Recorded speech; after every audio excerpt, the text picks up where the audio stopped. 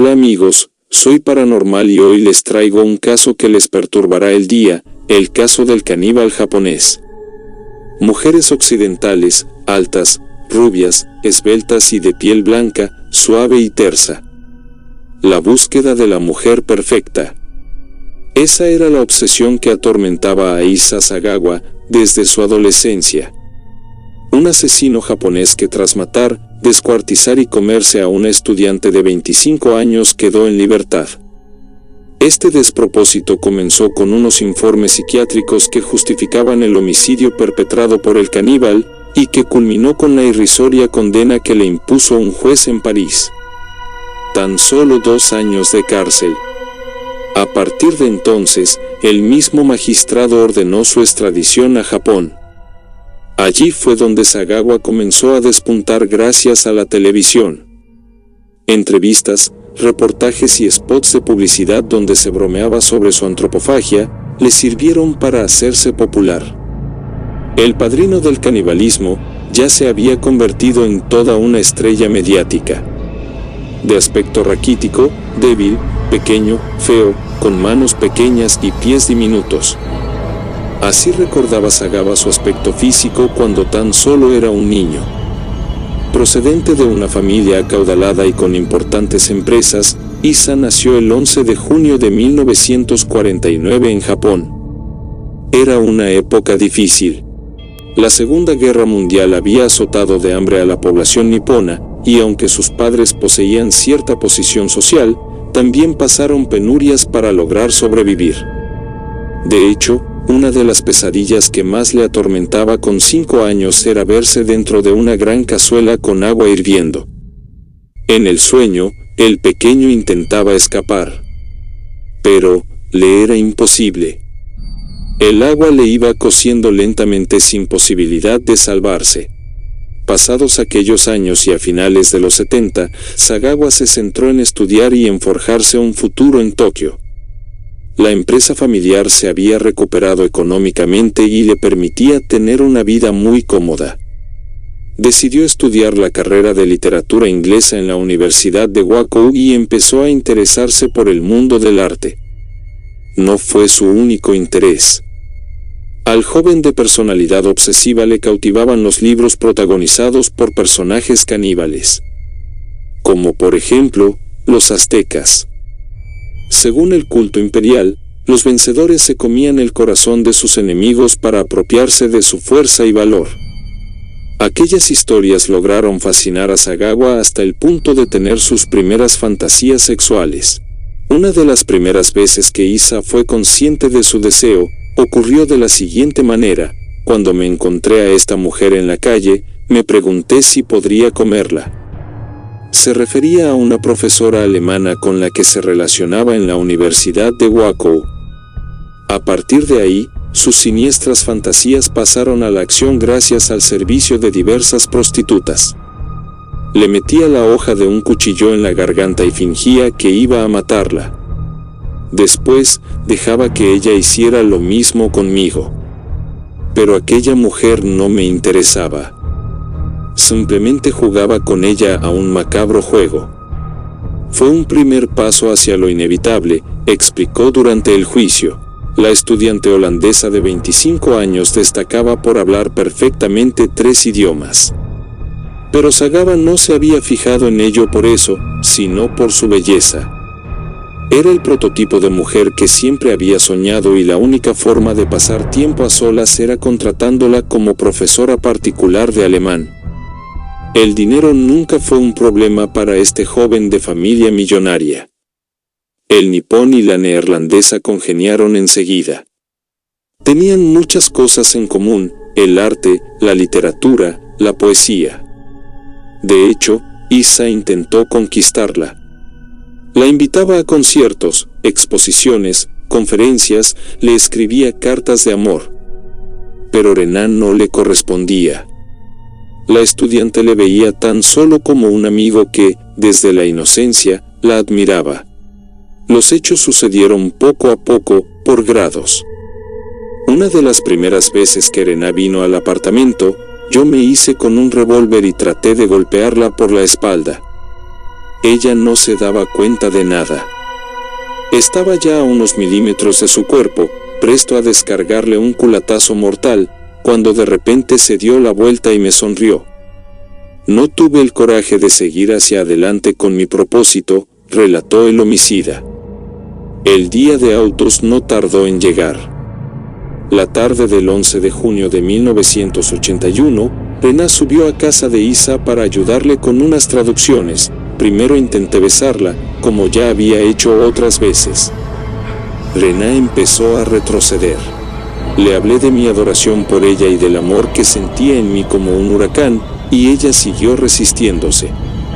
Aquella reacción no sería inconveniente alguno para ejecutar su plan.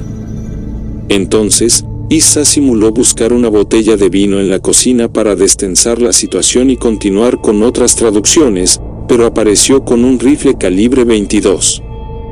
Tenía escondido uno en el armario. Saqué mi carabina del armario para asustarla. Por causalidad mi arma se disparó y ella cayó fulminada, aseguró. Pero en realidad, Sagawa había disparado certeramente al cuello de Rená. La joven se desplomó por el impacto, convirtiéndose en objeto de fascinación para su asesino. La tentación fue para mí demasiado fuerte. No supe resistir, declaró. La desnudé y abusé de su cuerpo. Después comencé a cortarla a trozos. En aquel momento pensaba que esa era la mejor manera de esconder su cadáver y de sacarlo de mi casa. Mientras cortaba aquel cuerpo con un cuchillo eléctrico, yo no era Isa, era un médico. No era un médico, era un diablo. Era Mefistófeles en persona. Cortaba y fotografiaba, continuó. Como un autómata, empecé a probar con los labios algunos pequeños trozos que ya había separado del resto. Este impulso era más fuerte que yo. Una vez terminé el descuartizamiento, cogí unas partes y las metí en el frigorífico, y otras las llevé a la cocina y me las freí, aderezándolas con sal y pimienta. Descubrí que tenía un sabor agradable, dulce y delicado, un sabor similar al del atún, relató. Para este asesino, la carne se deshacía en mi boca, como el sushi. Nunca pude pensar que esto fuera tan exquisito. El asesinato y posterior profanación del cuerpo de Rená tenía una insólita justificación. Mi gesto fue un acto de amor, llegó a declarar ante el tribunal. De aquella manera conseguí tener a Rená dentro de mí para siempre. Sin embargo, unos transeúntes encontraron las maletas debido a la poca profundidad de las aguas. Cuando llamaron a la policía alertaron que en las valijas sobresalía una mano y un pie. La identificación fue complicadísima y la noticia llegó a los medios de comunicación. Gracias a esto, el taxista que llevó Isa aquella noche acudió a comisaría para contar lo extraño de la situación. Gracias a su testimonio y a la descripción del sospechoso, el asesino fue detenido y puesto a disposición judicial. Una vez delante del juez, Sagawa confesó con perturbadora tranquilidad el crimen. No solo no dio muestras de arrepentimiento, sino que aseguró haber disfrutado alimentándose de Rená. Incluso, instó a que mirasen en su nevera. Desde hacía tiempo tenía ganas de comérmela. Muy frecuentemente he tenido ganas de comer carne humana, y esto desde hace ya mucho tiempo. En varias ocasiones, cuando hacía el amor, me daban ganas de comerme a la mujer que estaba conmigo, describió ante el juez. Me atormentaba desde hacía tiempo la idea de hincar los dientes en la suave carne blanca y perfumada de mi amiga. Y me preguntaba, ¿por qué está prohibido comer carne humana? Esta era una obsesión que me atenazaba desde hacía muchos años, puntualizó. Ante un asesino de estas características, la deriva judicial debería haber ido hacia la máxima condena de cárcel. Pero para sorpresa de los ciudadanos, no fue así. Durante la vista, los psiquiatras que analizaron el comportamiento del acusado justificaron sus actos así. Su caso podría parecer también como una especie de suicidio del hombre que se encuentra demasiado solo y desorientado, dividido entre dos civilizaciones. Isa parecía estar en ruptura de armonía. Nadie le había conocido aventuras sentimentales. Las prostitutas eran, aparentemente, su único equilibrio sexual. Isa era un hombre solo, sexualmente frustrado. Y la frustración sexual engendra a veces el crimen. Pese a las pruebas y la confesión, los informes psicológicos ayudaron a reducir la condena de Sagava. Finalmente, el juez le sentenció a 2 años y fue trasladado a la prisión de la Santé.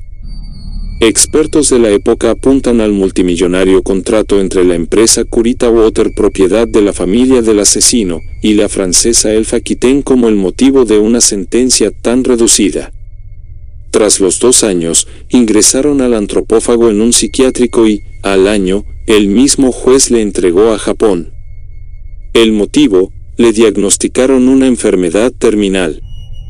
Nada más lejos de la realidad, era una dolencia pasajera. Pero el influyente padre de Isa logró traerlo de vuelta a Tokio con la condición de internarlo en un psiquiátrico. A partir de ahí, Isa se convirtió en toda una celebridad.